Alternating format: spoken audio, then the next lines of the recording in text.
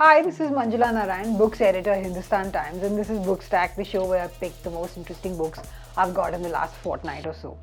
So let's start with The Stationery Shop, a novel by Marianne Kamali. This is such a lovely cover. I mean, I have to be honest, I picked it up because of the cover, and it's really beautiful. It's a stunning cover. But the book itself seems very interesting. Roya, a dreamy, idealistic teenager living amid the political upheaval of 1953 Tehran, finds a literary oasis in kindly Mr. Fakhri's neighborhood stationery shop, stocked with books and pens and bottles of jewel-colored ink. Then Mr. Fakhri, with a keen instinct for budding romance, introduces her to his other favorite customer, handsome Bhaman, who has a burning passion for justice and a love for Rumi's poetry. And Roya loses her heart at once. Their romance blossoms, and the modest little stationery shop remains their favorite place in all of Tehran. A few short months later, on the eve of their marriage, Roya agrees to meet Baman at the town square, but suddenly violence erupts, a result of the coup that forever changes their country's future. In the chaos, Baman never shows. For weeks, Roya tries desperately to contact him, but her efforts are fruitless. Reluctantly, she moves on to college in California, to another man, to a life in New England, until a chance encounter nearly 60 years later gives her the opportunity to ask him the questions that have haunted her for more than half a century. Why did you leave? Where did you go? How is it that you were able to forget me? So it sounds lovely. It looks lovely too, and I think I'll read it. So that's The Stationery Shop, a novel by Marianne Kamali. Then we have Picot Iyer's A Beginner's Guide to Japan, Observations and Provocations. Well, if you've read Picot Iyer before, I mean, he makes you think a lot about many things, culture, about silence. And this is about Japan, about modernity as well and what it's doing to us. From the acclaimed author of The Art of Stillness, Picot Iyer, arguably the greatest living travel writer according to Outside, becomes a playful and surreptitiously profound guide to the deeply foreign and familiar Japan that he calls home. Picot Iyer has been living around Kyoto for more than 32 years, but he admits at the outset of this book that he sometimes feels that he knows less now than when he arrived.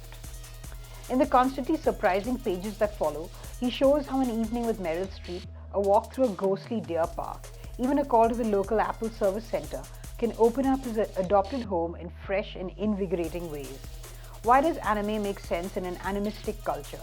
How might Oscar Wilde reveal a culture too often associated with conformity? How can Japanese friends in a typical neighborhood turn every stereotype on its head? His provocations may infuriate you, may even infuriate himself. Iyer confesses in his opening salvo, but maybe it's only by setting its love hotels next to its baseball stadiums, its wild fashions against its 8th century values, that Japan can be made new again for both the first-time visitor and the jaded foreign president. Sounds extremely interesting. I mean, Japan is a culture that's fascinating. What a cliche, but it is. So this is a good book, A Beginner's Guide to Japan. Another one that I want to read. Then we have The Guilt-Free Women's Guide to a Good Life, No Regrets by Kaveri Bamzai. Well, let's see how you can have no regrets. Every woman I know has regrets. So this is a good book to understand how you can avoid them, I suppose. This is not a self-help book. It's a book that tells us what not to do, what to remember and what to forget.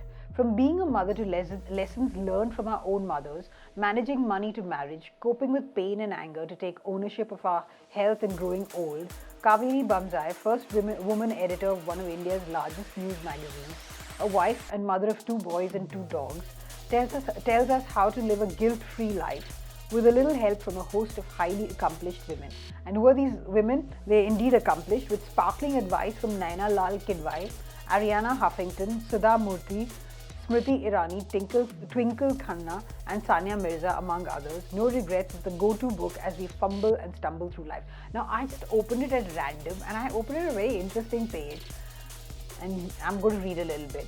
And yet, there are women who manage to handle not only their own families, but also the families they marry into with remarkable ease.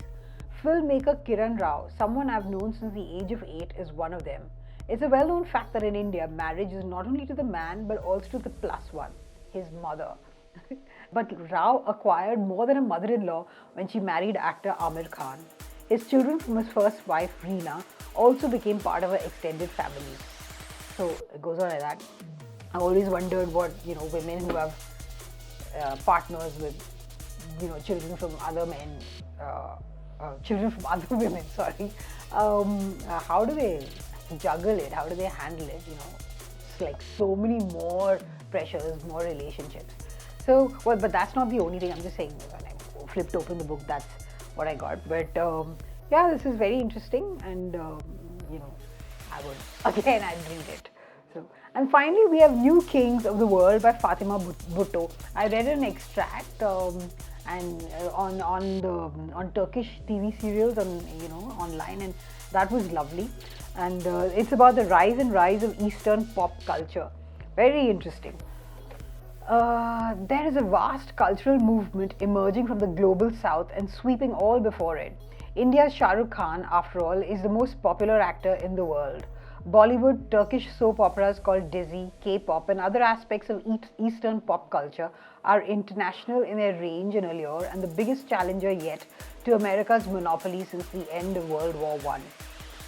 So Fatima Bhutto's new book is about these new kings of popular entertainment in the 21st century, carefully packaging not always secular modernity with traditional values in urbanized settings. They've created a new global mass culture that can be easily consumed, especially by the many millions coming late to the modern world and still negotiating its overwhelming challenges.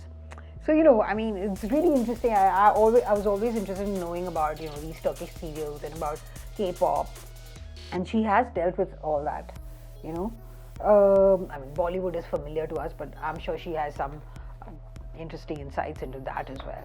So, there you have it. New Kings of the World, the rise of Eastern pop culture, Fatima Bhutto. So that's what we have today. I'll do a quick roundup. The Stationery Shop, a novel by Marianne Kamali. I want to curl up with it immediately. Then there's Picot Iyer's A Beginner's Guide to Japan, Observations and Provocations. We have Kaveri Bamzai's No Regrets, The Guilt-Free Woman's Guide to a Good Life. And then we have New Kings of the World, The Rise of Eastern Pop Culture by Fatima Bhutto. That's what we have this week. See you again next time. Bye.